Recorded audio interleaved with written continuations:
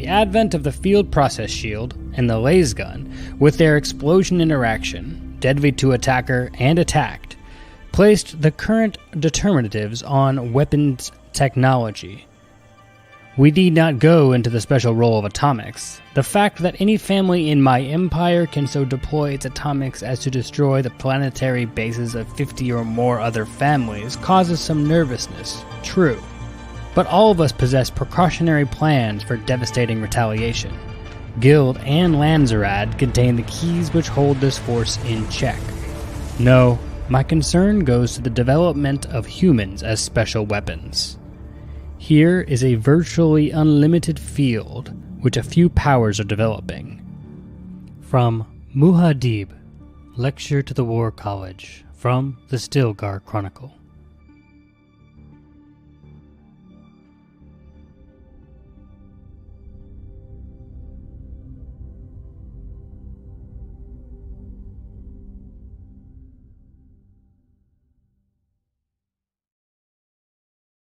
Welcome to Reading Dune Messiah, a podcast where we are reading Dune Messiah by Frank Herbert and talking about it. If you're a Fremen or a first-time reader, this podcast is for you. My name is Caleb Pauls. And I'm Evan Diaz. And together, we're going to read some Dune. Yeah, we are. All right, I have to admit, reading that opening epitaph quote was probably the hardest thing I've done in a long time. It was a doozy. I was placed the current determinatives on weapon technology. Here is a virtually unlimited field of which few powers are developing. I was like, woof. But I do want to take some time to talk about this because what he says, there's a lot to unpack right in here. Yeah. One, who wrote this? Quote, Evan, you may need to look at your book on this one. Who wrote? It was Muad'dib. It was Paul. He said it at a war college. Right. And who's chronicling this down? Oh, is that what that means? Stilgar is, yeah. I didn't know if it was like Stilgar was writing it down or if it was like, I don't know, some book devoted to Stilgar or something. It could have been. He could have been like telling somebody this is his account of the history, right? Either way, it's from his perspective. Right. And it's something that Muad'dib said to a war college. Let's just take a quick step back here. There's a college devoted to war. But I mean, we have those in the real world. We do. That's a thing that like the United States military has a war college, right? Several. There are several academies devoted to this study. But Muad'dib is giving a lecture to his jihadis before they go out into battle to take over all of the planets. And there's this discussion about basically the most dangerous weapons there are in the universe, right? And we saw this happen once in Dune where there was a laser gun shield explosion. Right. Do you remember when that was? I don't remember when that was, but I remember it was bad. Like as if it had the same power as an atomic bomb, right? Right. Yeah, Duncan set it up that the Harkonnens pulled out the laser guns and shot it. They weren't expecting it to be there, and it blew them all up. Right. As they were running away. So that's a really bad thing that could happen. Also, we've seen the use of atomics before in Dune. Who did Paul use atomics? I don't remember. Honestly, I don't remember. Yeah, he blew up the shield. He blew up the shield wall. Oh yeah, yes. Right? Yes. Now I remember. And in that last chapter, they're like, "You use atomics because I never used them on people." Yeah. So there's that. But they're because these royal families, have these bombs. There's of course some mediation. I have this. I could blow you up. You could blow me up. Let's just agree to go through commercial war, right? The Lanzarad and the Guild, we control the flows of commerce. Sounds familiar. It does, doesn't it? Yeah. And we won't go to war dropping bombs on each other. We'll do it this way.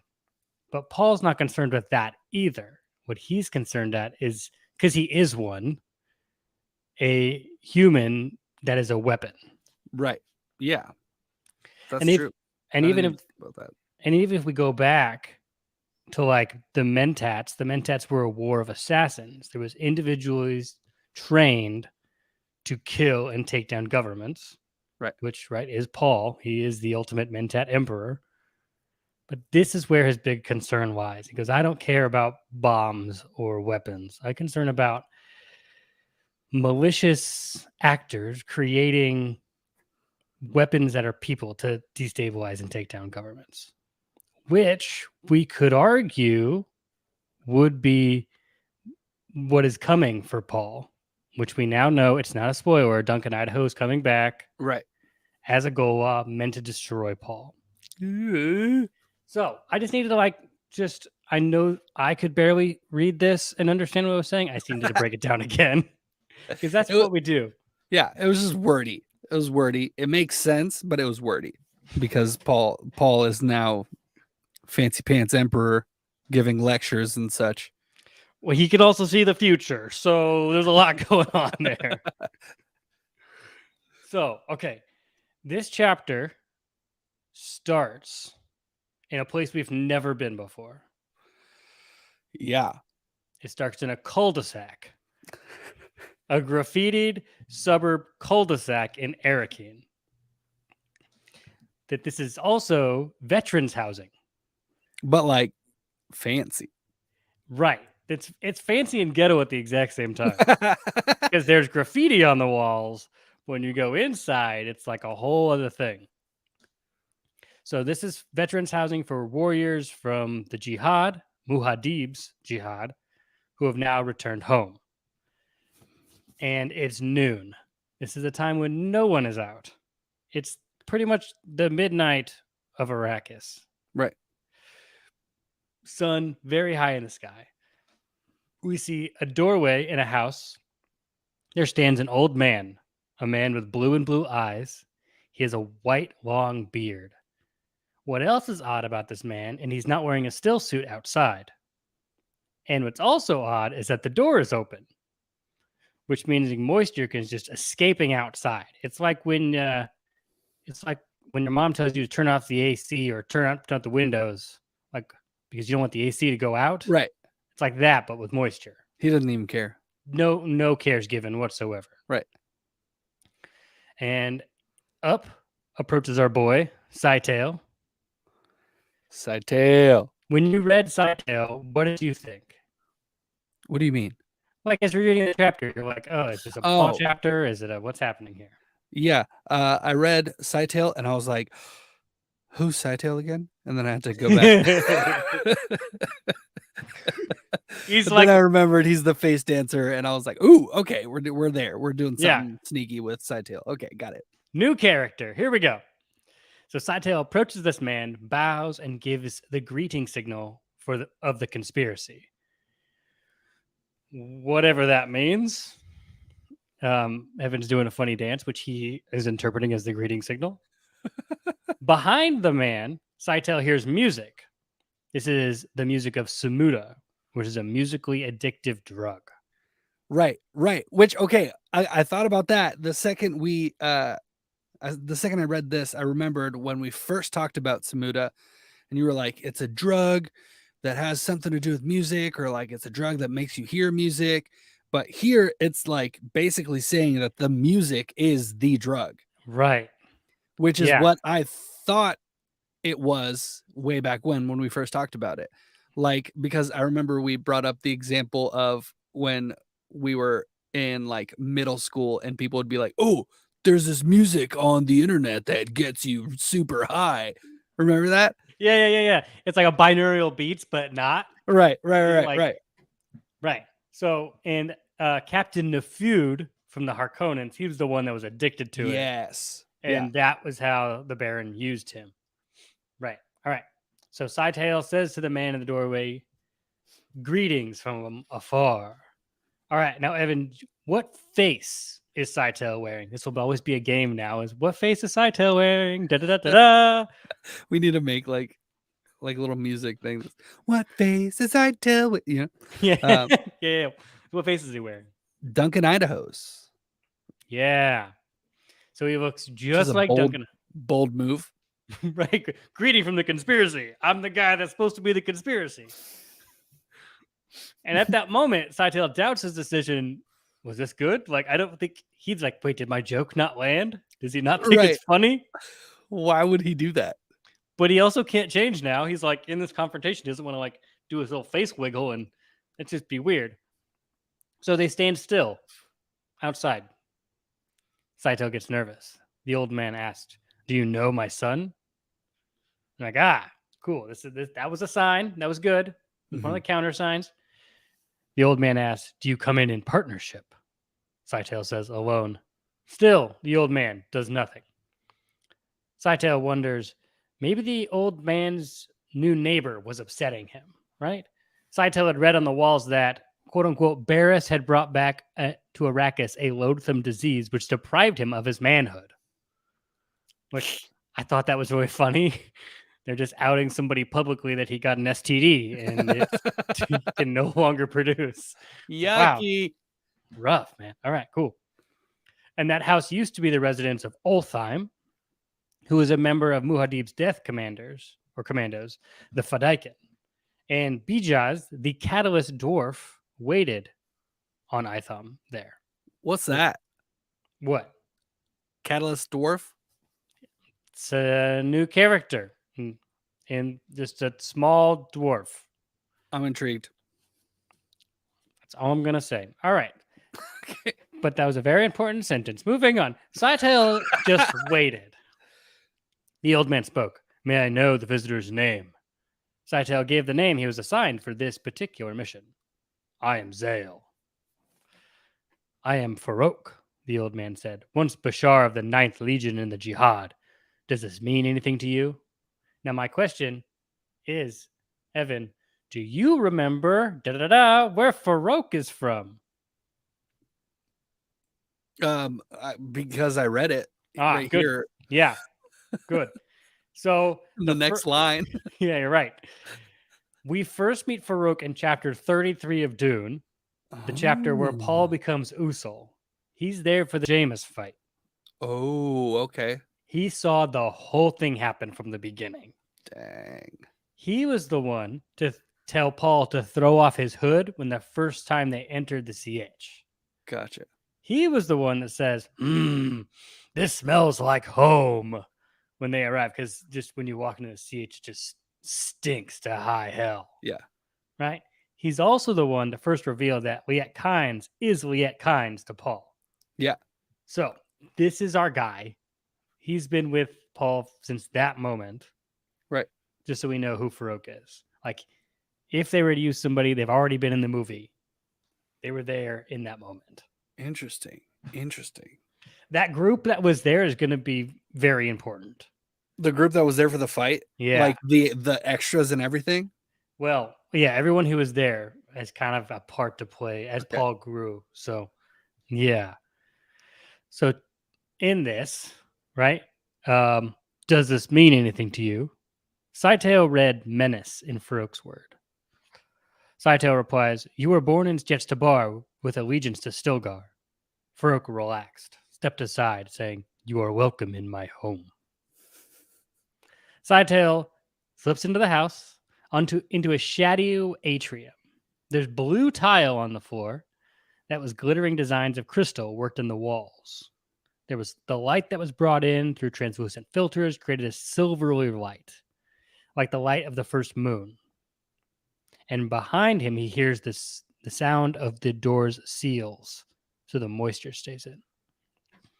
We were a noble people, Farok'S said, as he leads them into the courtyard in front of him. We were not of the cast out. We lived in no village such as this.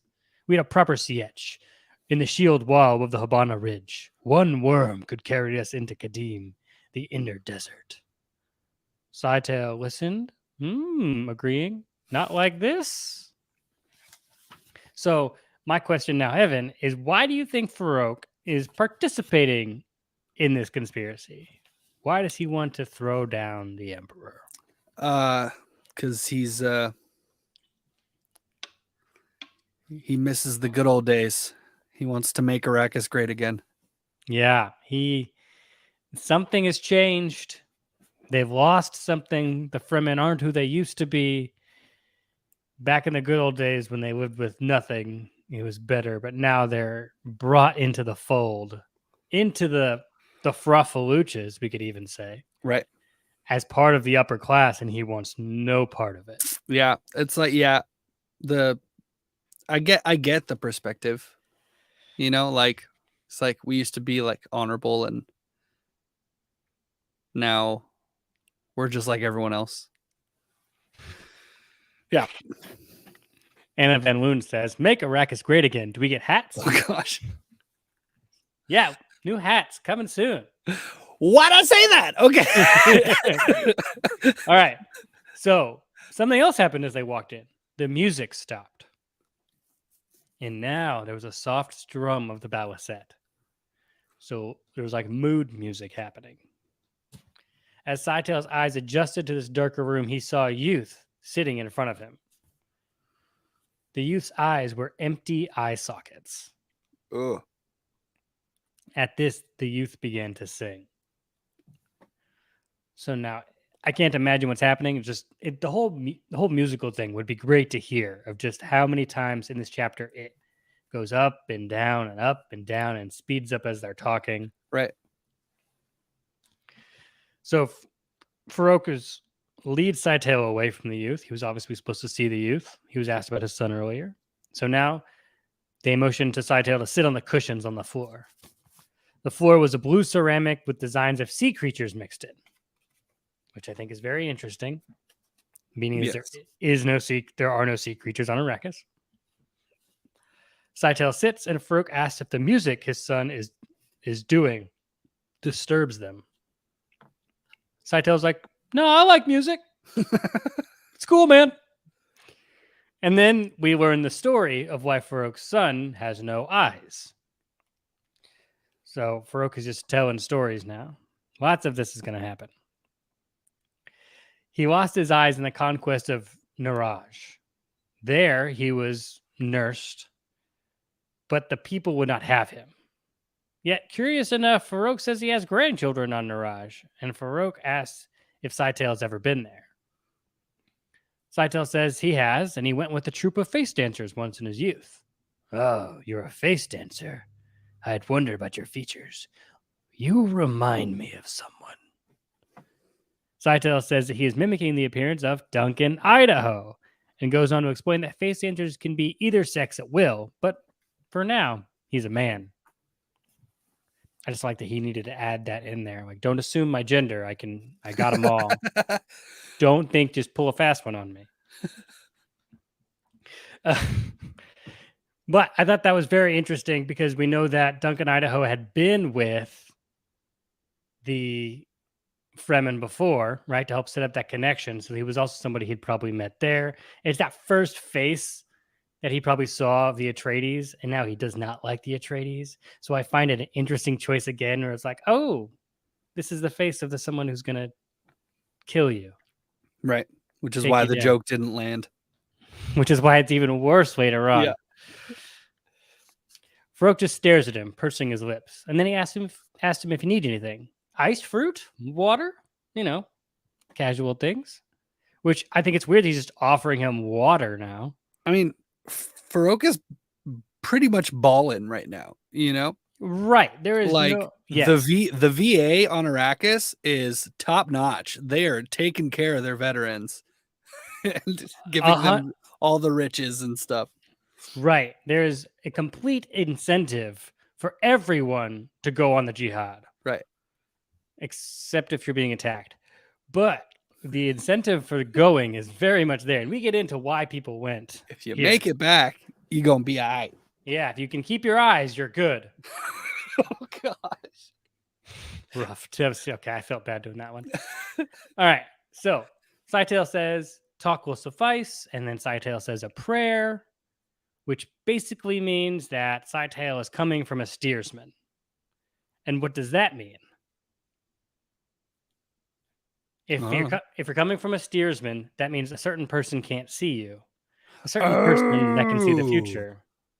Yeah. So Paul can't see him because he was just with a steersman. Right. Missed that completely as I was reading. Did not catch that at all. Which is why they can have this conversation now. Okay. So there's protection from Muad'Dib's prescience. So Scytale asks about Farok'S son again. What happened to his eyes? Farokh explains a stone burner was used by Niraj defenders, and he was too close. Do you know what a stone burner might be, Evan? Nope. Okay. I'm going to give you a hint. At the very top of the chapter, we had an epitaph that was, or about a quote that was about what major weapon? Atomics? Atomics. Ah. So it's just a name for an atomic weapon? It's a type of atomic bomb. A stone burner. So the stone burner went off, and Farok'S son was too close. Therefore, his eyes got burned out. Farokh continues, says he offered to buy Tleilaxu eyes for his son from a Tleilaxu master, but his son said eyes are metal and he is flesh, and that union would be sinful. So I'm like, all right, mad props for keeping what you believe, not doing that merge. But right. I mean, Dad's trying to do everything he can for you. Right. It's just, yep, do it. Where is the line of morality? We continue to hit that. I don't know what's there. So after some more small talk, Farokh just says it. Speak openly. We put much trust in your steersman. Scytale then asks the question, has Farokh ever entered the Imperial Keep? So the answer is yes, and we get a story, because everything Farokh says is in a story. So, which is going to give context, of course, for what the average Fremen would kind of think of what happened with Muad'Dib and what happened with the Jihad and what happened with them in this. So right. they went there to celebrate a victory, capturing a planet. There was a big feast. They slept in Alia's fane. I had to look what fane up was. It's a temple. So Alia has a temple because she's obviously, if Muad'Dib is a god, she's pretty much a goddess. Yeah. To be worshipped. So they're at a temple the night before. Everyone's dressed in their finest, wait for it, green robes. Bum, bum, bum. We were just talking about this off camera right before we started, but Hannah from last chapter emailed us back. And when she was very flattered to hear that we said her email on the show, but then she goes into elaborate what she thought about green. And she points out some really good things. So she says, quote, for me, green is super interesting because of the Atreides. It's their symbolic color, the color of their banners. It represents life and sincerity. And that's how we know on Earth, right? Earth is the color green. However, once you get to Arrakis, suddenly green is the color of mourning and death instead of life. So the banner of the green Atreides sincerity becomes a warning towards death and the path that leads to stagnation.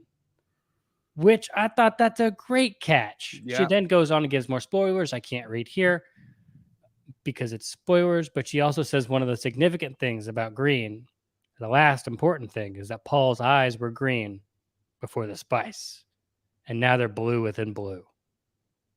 And that's all I got. But I thought that was a good thing. So they're dressed in green, which is now the Atreides colors, and symbolically their color for mourning, which is like, it's a weird tension there. And they're in this room where they partied, and there's trees from multiple different worlds. So I'm thinking, remember the like atrium way back when, the weirding room where Jessica stumbled in? There was like there's all these trees. I'm thinking like that, but times 20. Yeah. And there they say Farokh said they ate and they drank too much, and he was disgusted about what he saw. Farokh ends his rant by saying he doubts if Muad'Dib knows how many people he's maimed because of his war. Yeah. Right. And his son is a direct correlation there. Right. Scytale asks, why does he object to the feast, knowing that, spice beer usually ignites the spice orgies, and we know what happens there. Farokh says in the days before, there was a mingling of souls, right? We were intertangling souls and being, but now just enjoyment with slave girls and war stories. Right. It was this like spiritual thing, and now he's just seeing all this like debauchery. Yes. And Right. okay, I caught something where in what he was just saying that was cool. Um, the walking wounded came in dragging themselves along on their crutches. Before, when like someone was wounded, like in the desert, it was like, all right, buddy, sorry, see ya. That's so true. And they had to like kill him and take his water, right? Like that was Right. That's the old Fremen way. right.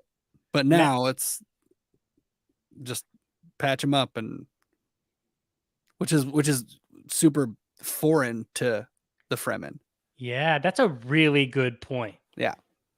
And we even see that with his own son, right? He's trying to fix the situation, whereas before we would have just taken his water, it's good for the tribe, move on. Right. Let's hope I can have more babies so that don't cry. So that's a good point.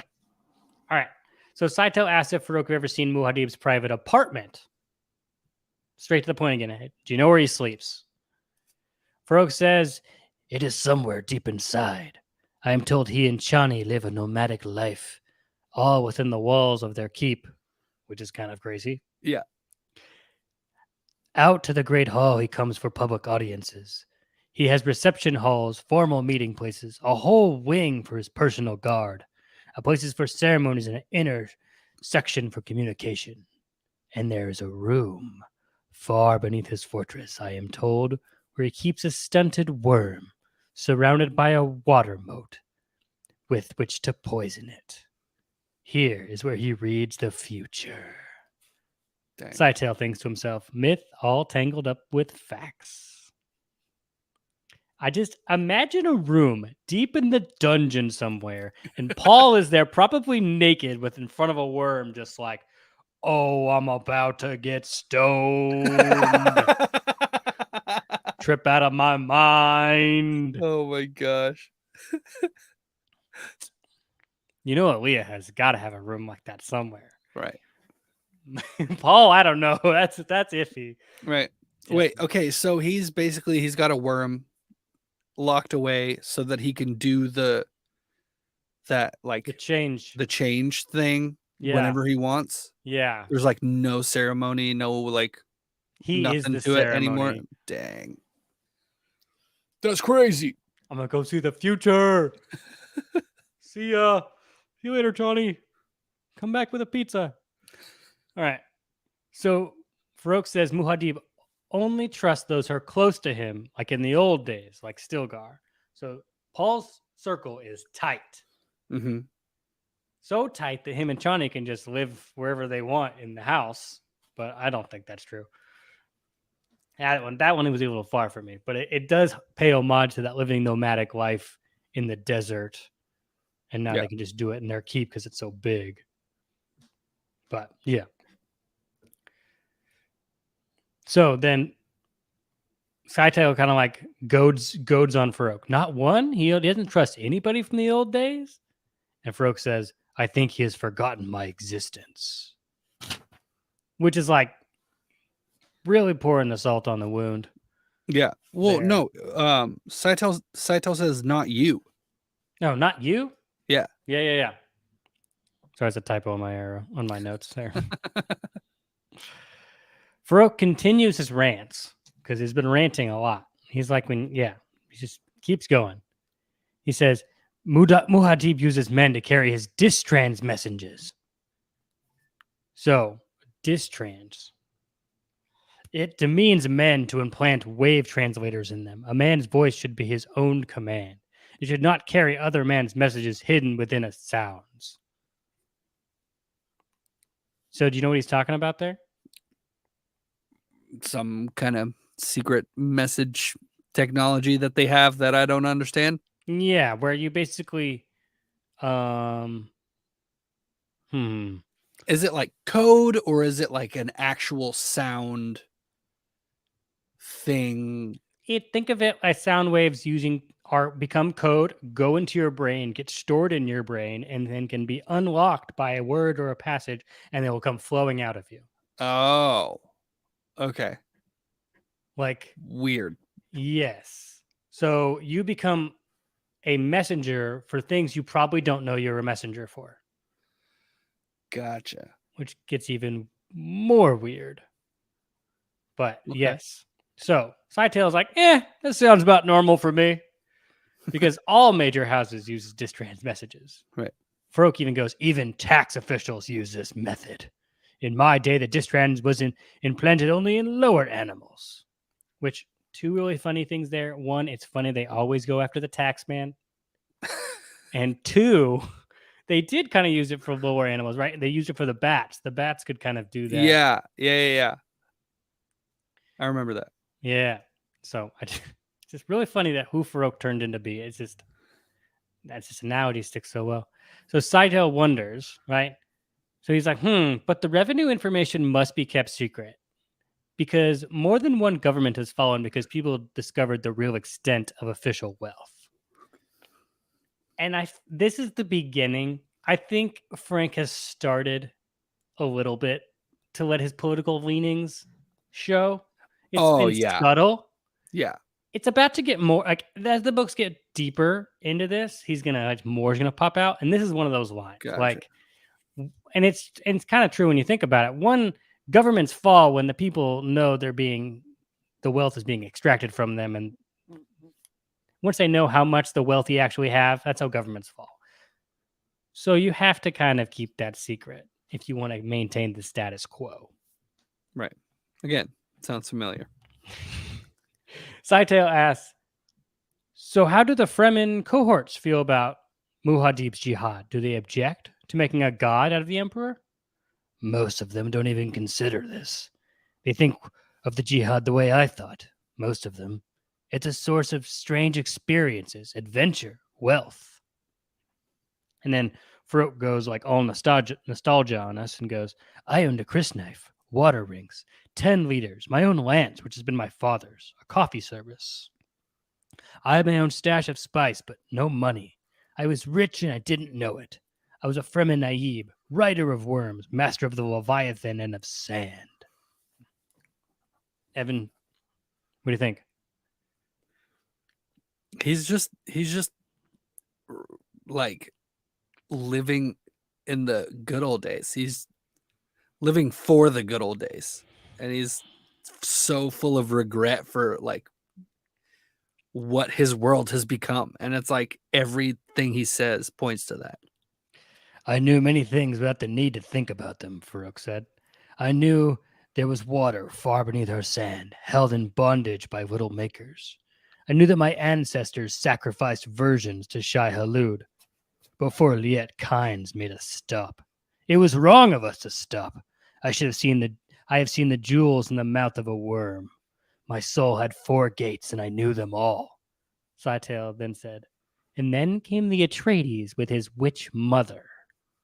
Bum, bum, bum. So, like, Farok'S, it's not just Muad'Dib. It goes farther back into that with Liet Kynes, who brought science to them. Yeah. He says, screw the science. Right. He misses the old days. Let's sacrifice virgins to the worm god. Like, let's go. That's how we live, at the point of a knife where I don't own anything. And we are all together as the tribe. We own nothing and are everything. And Scytale's like, yeah, tell me about it. And then the Atreides came with that witch Bene Gesserit mother of his and turned her whole world upside down. Then the Atreides came. Farok'S agreed. And now I have to talk a quick moment about white saviorism, because I do think it's important. Oh, man. Because, and that's a critique of the first movie in part 1. Dune part 1, a lot of the critiques came up and say, this movie plays in the typical white savior notion. And you're not wrong, because there's a lot of that and it's very heavy-handed. This is why I think it's really important when Dune part 1 came out, you get that opening narration from Chani, which is, who will our next oppressors be? Yeah. So yes, the Atreides brought wealth to the Fremen. They brought them new experiences. They transformed their entire world. Was it good for them, though? That's the question. Right. And you have to That's why they're like, is Dune a white savior story? Yes and no. Right. Dune always has a way of like showing you one thing, but then it turns out to be the opposite or something else. So it would make sense that people would think that from part one, because that's basically what the movie Right. is showing, but He's there to save you. for the purpose of turning that on its head, because that's what Dune does with everything over and over and over again. It's like turning everything on its head. Yes. So, Farokh continues. When Muad'dib called for the jihad, I was one of those who asked, why should I go fight? I have no relatives there. But the other men went, young men, friend, companions. When they returned, they spoke of wizardry, of the power of this Atreides savior. He fought our enemy, the Harkonnen. Liet had blessed him. It was said this man would come to make a golden flower blossom in the night. Farokh held his hands up. He looked at his palms and sang.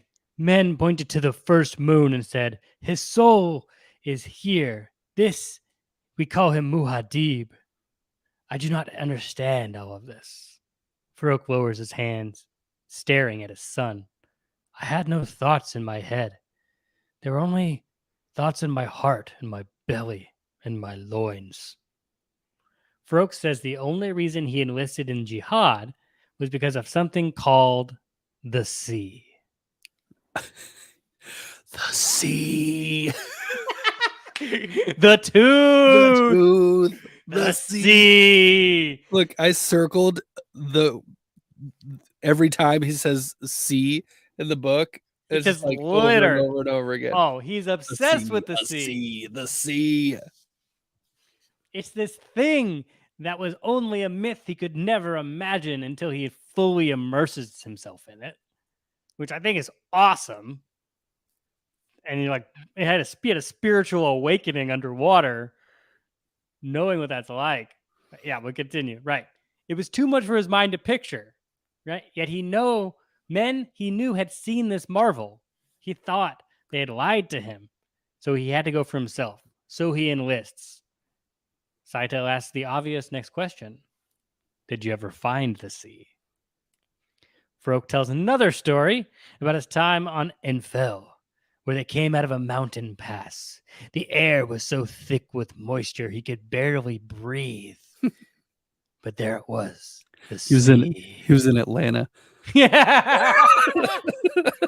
The humidity is just thick in the air. It's like, I think you open the door and you're walking into you're walking into soup.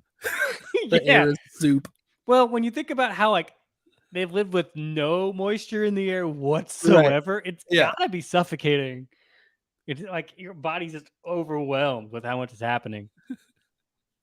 There was the sea. They marched down to it. The water spread as far as he could see. I'm sorry, it was right there. I had to take it. So he goes into the water. He submerges himself. He's probably alone while doing this too. Like everyone's just watching him. He just strips down and just gets in the water. And when he arises, baptized by it, he arises a new man. Farokh continues the story that he was alone when he entered the sea. The others from the Quizwat Tafid did not go in. Farokh said the sea healed him of the jihad. Farokh remembered the original conversation about the Emperor's Keep, and he goes back to it. Back to the main point. So basically, going into the ocean for Farokh was a spiritual moment that said all of this is bullshit. All of everything. All of everything is bullshit. Yeah. Existential crisis to the highest degree. I don't care about anything. Right. And that probably happened, maybe 10 years ago now? Yeah. So maybe 11 years. And so now he's come all the way back and is thinking that I have all the wealth and riches and the sea is there. But you know what I want? I know what I miss? The days of old when we scrubbed our ass with sand. That's what we miss. And you just got to have that full, big emotional arc to really understand what he's doing. Which, after getting to this point in the chapter, you can realize why he just had the door open. I don't give a fuck. In the middle of noon, he's like, Right. who cares? It's all Meaningless. Yeah, meaningless. Like, it doesn't matter. Right. There's no water here, but there's plenty everywhere else. So who cares? Right. I'll just go get it. Like we've gone and got everything else. Right. So, original conversation. Farokh pipes back in. Every gate is guarded. There's no way into the Emperor's fortress. That's his weakness, Scytale says. There's a way in. The fact that most people, including, we hope, the Emperor, believe otherwise, that is our advantage. And then Scytale notices something. The music had stopped. Ruh-roh. A distrans had been implanted into Scytale with the music. Did you catch that? Mm-hmm. Okay, good. He is now a vessel of all the information the conspiracy needs to capture a sandworm and to begin the process of making the melange somewhere else beyond Muad'Dib's grasp and break the monopoly held by the Emperor. Oh. It's not what I thought there he was going to need, but all of a sudden he has all the information about how to do it. Yeah, that whole part came out of nowhere, and I had to like go back and read it. You know? Yes. Because it was like, that's to our advantage. And then he suddenly realized that the music wasn't playing, and that was weird. And then there's a message, like yeah, it came out of nowhere in the book, and I'm like, wait, what just happened? You're right. All right, so that's what we need to talk about distrans before, because now Scytale is a vessel of one. Farok'S snapped his fingers. The sun stood up and drew the bow across a new instrument, and the Samuda music started up again. Do do do do do do do do. As though entranced by the music, a young woman in a blue robe emerged. Her eyes were total blue of the Abad, but there was an arcanic dullness in her eye. Who is this person that has just come up from nowhere? Othium's daughter. Yeah. Where did Othim live? I don't remember. He lived in the condo next to him. Yeah. Okay. But he's not there anymore. And he was the one that B-Jazz was like a servant to. B-Jazz the dwarf waited on him. Right. And so, he was a Fedaykin. Right. Yeah. He was also in Dune. He was also high up there on the list. Gotcha. So Farokh explains how his son, the guy with no eye sockets, tried to woo Othim's daughter by supplying the drug. But now the Samuda has stolen everything he'd ever hoped to gain. So yes, she comes there, but she's not addicted to him. She's only there for the drugs. Right. So, and Othim is, of course, furious about this because Farok's son isn't a prime candidate to be married to. He's got no eyes, but because she's been fed lies about she does love him through the music, right? That she's here on her own accord, and so he's just pissed off Dad and is left. But Daddy, I love him. You're high, honey, all the time. But Daddy, I love him. She's not good for you. He has no eyes. He can't see. He'll get the robot eyes. That's also not good. That's a sin. So, Scytale asks is this everybody in the house? Farokh says yes. The girl, his son, and him. So Farokh's like, so what do you want to do with her? Evidently, this was the whole time. This was the handoff that was happening. The daughter, for Scytale, wanted her some reason. Yeah. Scytale extends his right arm. From the sleeve of his robe, a needle shot out at Farokh, hitting him in the neck. He was frozen by the dart's poison. Slowly, Scytale climbed to his feet, crossed over to the blind man. The youth was still murmuring to the young woman when the dart whipped into him. What? Scytale took the young woman's arm and gently urged her to her feet. Scytale quickly then shifted their appearance, and the woman looked at Scytale in the eyes, saying, "What is it, Farok'S?" What happened? He just transformed. He mystiqued into Farok'S. Yep. Scytale looked at her kindly. "My son is tired and must rest. Come, we'll go out the back way." She goes with him, ahead of him, saying, "We had such a nice talk. I think I've convinced him to get the Tleilaxu eyes. It'd make him a man again." "Haven't I said it many times?" Scytale urged her back into the rear chambers. His voice, he noted with pride, matched his features precisely. He looked and sounded exactly like the old Fremen, who was by now certainly dead. Scytale sighed. It had been done with sympathy, he told himself, and the victims certainly had known their peril.